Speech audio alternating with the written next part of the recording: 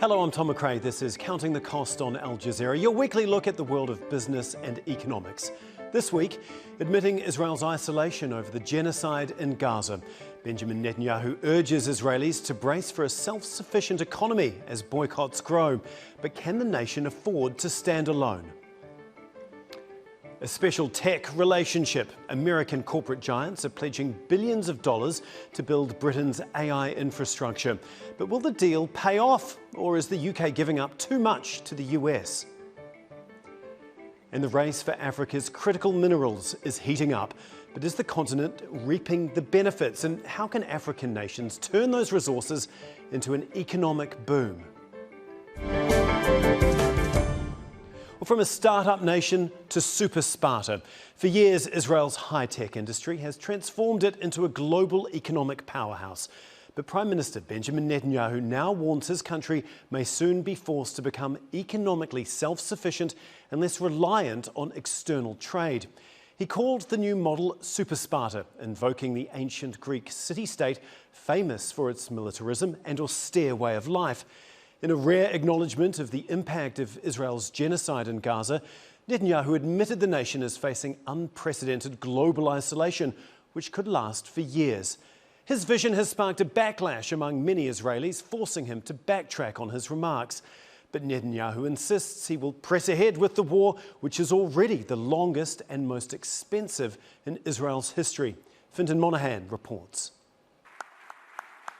Israeli Prime Minister Benjamin Netanyahu wants his nation to become a Super-Sparta, a bastion of economic self-sufficiency in the face of international pressure over the genocide in Gaza. He later softened his stance to reassure the markets, but maintained that Israel must rely on domestically produced weapons. We are going to produce an independent arms industry, very powerful, very strong, that can withstand any kind of international political constraints and will provide security for the state of Israel. This is what I envision for the state. As Israel ramps up its ground assault on Gaza City, it's finding itself increasingly isolated on the international stage. While the US remains a firm ally, Europe has begun applying pressure. Israel already faces partial or complete arms embargoes from many European countries, including France, the UK and the Netherlands. And a growing number of EU countries support broader sanctions and trade penalties. Israel's economy is under pressure. The economy grew by just 1% in 2024, the weakest in 2 decades, excluding the years of the pandemic.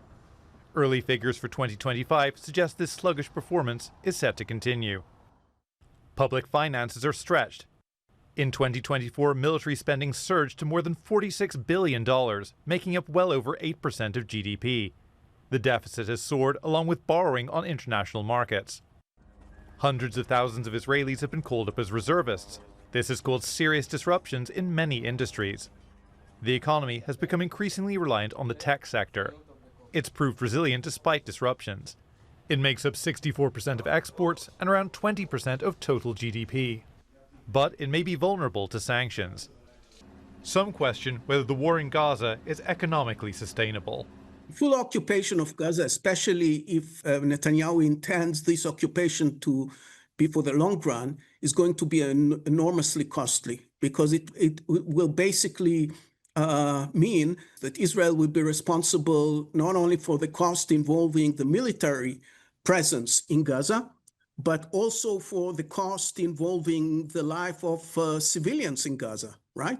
Israel will not be able to sustain the situation that is prevailing now with hunger and death in Gaza. It will have to be accountable to the welfare of the Palestinian civilians. International criticism is growing over Israel's genocide in Gaza. Its leaders consider their country to be under siege. But ending their siege on Gaza may be the only way they can avoid isolation. Fintan Monahan, Al Jazeera, for Counting the Cost. Well, joining us now is Daniele Bianchi. He's an associate professor at the School of Economics and Finance at Queen Mary University of London. That's where he joins us from. Thanks very much for being with us here on Counting the Cost. As we heard from the Israeli Prime Minister, he warned that Israel is facing an isolation that could potentially last for years. I mean, has no choice but to stand on its own now. How much truth is there behind what is a relatively rare statement from Netanyahu on the impact the war is having on Israel? Thanks for having me. The short answer is that Israel cannot sustain economic autarky, as the Prime Minister called it. It's a small open economy that heavily relies on import from China, exporting to the US. So from an economic standpoint, autarky is not sustainable, certainly not in the long term. My feeling is that really what it was referring to is the arms industry, given the tightening pressure, especially from the EU countries when it comes to arms exports. He backtracked, saying it wasn't just about the wider economy, but specifically about its defence sector. Is it really that the defence sector is under threat? I mean, and can Israel at this point in time in the war actually wean itself off foreign weapons? The arms industry heavily depends on the US at the moment. So from a strategic standpoint, makes sense to have a self-sufficient arms industry, weapon industry. So from the point of view of the Israeli, policies, makes a lot of sense. And I think that really comes from the pressure that is coming, especially from the EU when it comes to arms embargoes. Yeah, talking about the EU, and a number of countries have put arms embargoes, including France, Netherlands, the UK, Spain and Italy, among others. But like you say, with the US unlikely to change its stance when it comes to arming Israel, do any of those embargoes that the EU and other countries put on Israel actually make a difference at this point? Because the US is the vast provider of arms to Israel. Yeah, that's true. That's definitely true. And although I'd like to think that these embargoes from the EU can have some measurable effect, it's mostly, political pressure, if anything, because the fact of the matter is that to the extent that the US keeps supporting Israel as is doing at the moment, it's hard to see any real effect from these EU embargoes. It's going to be marginal to a large extent. I mean, as Netanyahu alluded to, and many others around the world have also said, that Israel is becoming increasingly isolated, and there is this threat of economic isolation now. I mean, the European Commission is also prepared to discuss the potential suspension of part of the Israeli-EU trade agreement. I mean, if that happened, what sort of impact would that have on the Israeli economy? Definitely, there is going to be an impact. The EU is the largest trading partner together with China and the US. So definitely is going to have an impact, especially in the long term. If anything, the Israeli economy so far put up pretty okay with the consequences of the war, except for public finances, where the deficit exploded. But yeah, the effect of the trade sanctions from the EU is measurable. Now, may not be decisive, but definitely measurable. Okay, what sort of measures do you think, what sort of impact? Can you just sort of outline it for us about, the average Israeli? How would it affect their daily life? Well, increasing costs, less goods available, less services available for firms that are exporting their services. The Israeli high-tech industry, manufacturing, machinery, these are the main exports. And of course, if you export less, you could expect higher unemployment, higher costs, or higher inflation. So the usual consequences when you have basically a trade war, sanctions. You could see examples what happening in Russia, for instance, higher inflation and lower job opportunities. So that's definitely the case. But Israel is a small open economy, so it's not big economy like, for instance, Russia. So the ability to sustain in the long term those sanctions is definitely lower. So for the average Israeli citizen, definitely there's going to be hardship, not decisive. I'm not talking about the country collapsing by any stretch of imagination, but definitely worse quality of life overall. The war's already gone on almost 2 years now, and if Netanyahu and has anything to do with it, that is going to continue to potentially get even worse than it is now. What about the long-term consequences for Israel's economy, though? Because it already is the longest and most expensive war that it's carried out. Definitely, the consequences is mostly for public finances. The defense spending is reaching almost 10% of GDP. and the economy is running at a 7% deficit year on year. So this is not sustainable in the long term. And we mentioned before the cost, the reputational cost that Israel is having, the increasing isolation. All of these aspects points towards not sustainable, a world that is not sustainable in the long term. We need to separate though the policies and the economy here, because I'm not 100% sure that the economy is a key factor here. It's mostly the political will that is really key. And to the extent that the economy is going okay, it's hard to see changes in policies. What I think changed a lot, though, in the last few weeks, certainly, is the UN declaration that actually what is happening in Gaza is genocide. And this is turning a lot of opinions against Israel. And in the long term, that can play a decisive role, if you ask. OK, we'll have to leave it there. But thank you so much, Daniele Bianchi. We really do appreciate your time and insight today. While the Israeli economy is facing challenges, Palestine's economy is being decimated. The World Bank is calling it the deepest economic contraction in over a generation. In the occupied West Bank, the economy contracted by around 17%. Israeli military operations have caused major disruptions. Israel has also imposed tighter restrictions on movement of Palestinians and on their access to the Israeli labour market. And in Gaza, the situation is even worse. The economy has almost completely collapsed as a result of Israel's genocide. Infrastructure is in ruins and more than 1 million people have been forced from their homes. The Gaza Health Ministry says more than 65,000 Palestinians have been killed since October 2023. Gaza is also in the grip of a famine, with most of the population struggling to find enough food to eat. More than 440 Palestinians have starved to death, and that includes more than 140 children. Now, Israel controls entry points to Gaza and has prevented aid from entering the territory. Well, the US and the UK have unveiled a sweeping tech deal, hailed as a new chapter in their special relationship. American corporate giants will invest more than $200 billion to build Britain's AI infrastructure and power computing. Supporters say it could kickstart economic growth, create jobs and secure the UK's place in the global tech race. But critics warn the agreement risks giving Washington too much sway over Britain's digital future. Paul Ging reports. It's been called the Tech Prosperity Deal, the economic keystone of Donald Trump's state visit to the United Kingdom. It'll open the door to $200 billion of investment into the UK. Prime Minister Keir Starmer promises it'll build infrastructure and expertise that will transform the economy. This tech partnership has the power to change lives. It's our chance to ensure that technologies like AI, quantum and others amplify human potential, solve problems, cure diseases, make us richer and freer, strengthen the cause of democracy, not tyranny.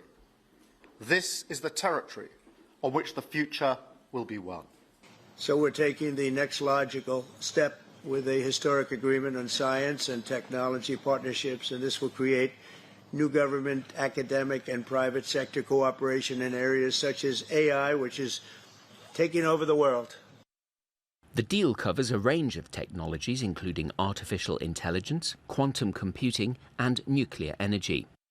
The largest chunk of investment, $120 billion, will come from US private capital firm Blackstone. US tech giants are also involved. Microsoft's putting $41 billion into expanding AI infrastructure, while Google's investing nearly $7 billion into a new data center and support for AI research. The UK used to be a leader in technology, but now it's lagging behind the US and China. The new investment is aimed at helping it catch up. Historically, our advantage in Britain has been that we have the best scientists, the best universities, the best research. We haven't been great at converting that into economic growth always. So startups are really the hope for generating the most important advances, essentially, in AI over the next 10, 15, 20 years. The UK economy has been flagging in recent years. The government's hoping that AI will boost growth. It says the deal will add as many as 7,600 jobs in the coming years. But there are challenges to making this work. Some are concerned that the deal gives American tech companies too much sway. Others question whether betting on AI will justify the massive demands on the power grid. Very crudely put, to power some of the stuff that's extremely energy intensive. And whether the generated results from the models will actually translate into revenue for companies and therefore economic growth. The UK and the US are both hailing the tech deal as a big win. But it may take years before we know whether the UK's big bet on tech and on Washington will end up producing results. Paul Ging, Al Jazeera, for Counting the Cost. Joining us now is Alice Enders. She's the retired head of research of Enders Analysis, a consultancy that focuses on commercial technologies and media. She's also a former senior economist at the World Trade Organization. She joins us from London. Thanks very much for being with us, Alice. First of all, these are big numbers, big promises from both of the leaders, being touted as a big deal by Trump and Starmer. Can you just explain if you think that this is a big deal? Well, it is just, let's say, a roadmap at this juncture. I think it's an aspirational roadmap. It's very short on the details. I think it is seen as symbolically important in relation to the very long-standing special relationship between the UK and the US, and in particular, regarding defense and economic security, which are linked. And it's pretty skimpy on the numbers. I think as your pre-roll demonstrated, the anticipated job creation is about 7,600 jobs, and there are 32.5 million people at work in the UK. So I think we can see that it's not exactly going to budge the dial on employment and therefore on economic growth as such. Like you say, there are big question marks over some of the details in this. Is the UK playing catch up here, and what is it having to give up to the US in trying to get involved in the AI race at the moment? I think the most important thing is that the US intends to keep very tight control over AI technology of all kinds. And therefore, the important thing is that these are US tech companies that will be engaged in this activity in the UK. It is implausible to believe the UK can catch up on AI because, as you mentioned, it's the US and China that are leading that particular race at this time. Yeah, the government says, more than $200 billion worth of investment from US companies, going to create 7,600 odd jobs. But what are the details around those? And when would the UK, when would Britain actually start to see some of the economic growth that is promised from this deal? The UK does have as its central premise that AI will be productivity enhancing. The UK has had a very difficult profile on productivity. I personally do not believe that AI will be productivity enhancing in an economy that's primarily service-based, education, healthcare, restaurant services. These are not going to be enhanced by AI. Of course, there are important implications for AI in terms of health diagnoses and things like that. But this is a chimera, I'm afraid to say, as an economist. And I think the important thing is the investment aspect is very helpful for the current account deficit of the UK, which is very substantial. So it's really, I think, a roadmap, aspirational, a hopeful scenario when it will not be tested for results or outcomes. I think it's important for the UK, on the occasion of Trump's visit, to have had something to show for it. Indeed. We obviously know that AI is very power hungry. What potential impact is this going to have on Britain's power grid, do you think? The UK has a very substantial disadvantage in the area of industrial energy costs. We have the highest energy costs in the OECD, and that's where the nuclear energy component comes into play. We cannot reasonably support an AI infrastructure without solving the problem of not only supply, but also the price. Wind energy is very plentiful in the UK, but it's intermittent. And so I see this much more as a longer term, medium term sort of blueprint, getting the power aspect of the equation resolved through nuclear energy. Right.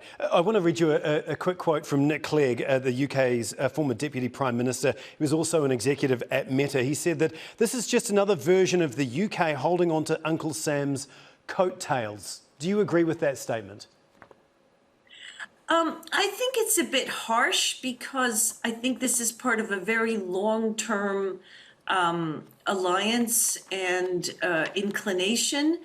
It is true that the UK was once part of the EU. It is true that it could once have been sort of grasping the coattails of the EU. But in the context of the conflict between Russia and Ukraine, the importance of NATO, the importance of defense, I think it's inevitable that the UK is playing a leading role in shoring up the UK relationship so that the US does not lose sight of Europe and of the UK in particular. Alice, thank you so much. We really do appreciate your time. Alice Enders there for us from London. Well, President Donald Trump has announced a one-time $100,000 fee on H-1B new visa applications. The visa allows companies to hire foreign workers in skilled occupations, including IT, healthcare and engineering. The cost previously ranged from around $1,700 to $4,500, depending on whether the visa was expedited. It is paid by companies sponsoring the visas rather than applicants themselves. Now, each year, Congress caps the visas at $85,000, awarded through a lottery system. The Trump administration says the higher fee is meant to encourage companies to hire more American workers. Critics say the visa undercuts the American workforce, while supporters counter that the program allows the US to attract top talent from around the world. Well, from smartphones to electric cars, critical minerals are an essential part of the technology we rely on every day. As world governments race to cut carbon emissions and shift to clean energy, demand for these elements keeps rising. With vast reserves, Africa is central to that global supply chain. But it stands at a crossroads. Will the mineral boom bring sustainable development and prosperity to the continent, or will African nations be left behind? We will discuss that with our guest shortly, but first let's look at Africa's critical mineral wealth. The elements are mined in 31 of the 54 countries on the African continent. South Africa, Nigeria and Morocco mine the largest variety of minerals. Africa accounts for 81% of the world's platinum production, 74% of cobalt, 72% of tantalum and 64% of manganese. According to the International Monetary Fund, critical minerals should boost sub-Saharan Africa's GDP by 12% over 25 years. And demand for critical minerals is expected to triple over the next decade and a half, but that brings concerns over environmental damage and human rights abuses. Reports of unsafe working conditions and a lack of environmental protections in Africa increased by 73% in 2024. And 40% of mining deaths globally in 2024 were in Zambia, Democratic Republic of Congo and Guinea. Well, joining us now is David Awero. He's an international development and trade analyst and a principal consultant at the Africa Development think tank. He joins us now from Nairobi. Thanks so much for being with us. First of all, can you just give us an overview of how important these critical minerals are to Africa's economic fortunes in the next 5 to 10 years? Yeah, thank you very much for having me. As you know, the headline, of course, is there's expected to be a big GDP bump, quoted by IMF at about 12% per year across the countries where these minerals are being extracted over the next 25 years. So what we anticipate is, a lot of fiscal revenue bump and therefore better public service provision and infrastructure going into that. Secondly, of course, we know job creation. A lot of these minerals are extracted via artisanal mining, which is informal mining. And therefore, expectation is that there ought to be some job creation as well as diversification as countries move from raw extraction to local processing and refining to achieve value addition. And then, of course, lastly, we expect a lot more FDI, foreign direct investments, flowing into the continent, given the interest from various world actors on the continent. Well, we know that the US and China is battling for influence and control over the supply chain of these critical minerals. I mean, are African nations actually benefiting from all of this, or are they being exploited by the US, China, and other Western nations? There's a bit of both. On the one hand, we are seeing a lot of legislative reform so that there is greater resource management in terms of transparency in the sector, as well as in terms of revenue usage that flows from the sector. But at the same time, we're still plagued with a lot of instances of poor governance, corruption, and as well as illicit financial flows in the sector. So it's a bit of hit and miss with a lot of legislative reform going on across the continent. Last year, the UN Trade and Development estimated that African countries were only getting about 40% of the potential revenue from the extraction of critical minerals. Why is that, and what can they do to try and turn that around?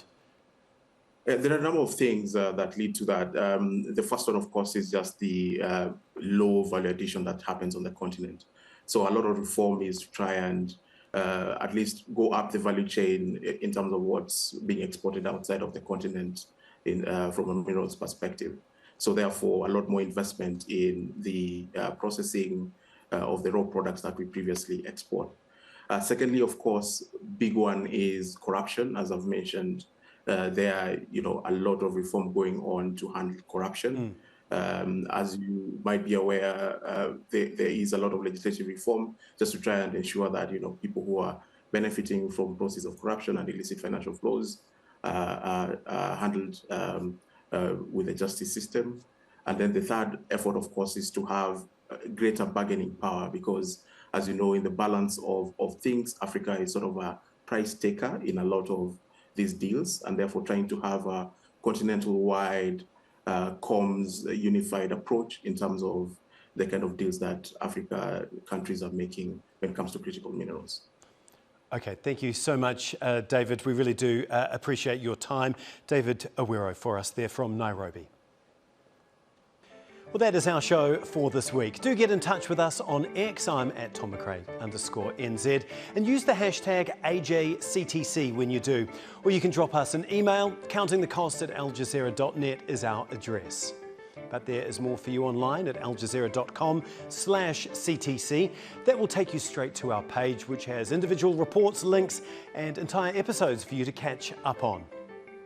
Well, that's it for this edition of Counting the Cost. I'm Tom McRae. From the whole team, thanks for joining us. The news on Al Jazeera is coming up next.